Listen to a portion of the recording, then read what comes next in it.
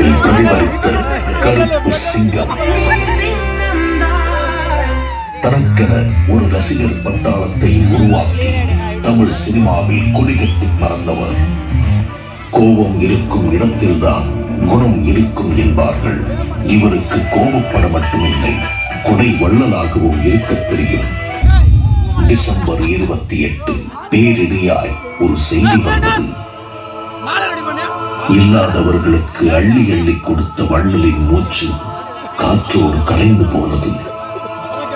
இதுவரை தன்னை தேடி வருபவர்களுக்கு கோவிலாக அடைக்கலம் கொடுத்தவர் இன்று சாமியாகி போனார். இருந்தாலும் மறைந்தாலும் பேர் சொல்ல வேண்டும், இவர் போல யார் என்று ஊர் சொல்ல வேண்டும் என்று பல கோடி தமிழ் மனங்களின் கண்ணீரில் மிதந்து பெரியாவிடை கொடுத்தார். எல்லாம் ரெடியா இருக்குல்ல? எல்லாம் ரெடியா இருக்கு. ஐயா வருந்தாரு தானே? தவசி ஐயா சொன்னா சொன்ன டயத்துக்கு வந்துடும்.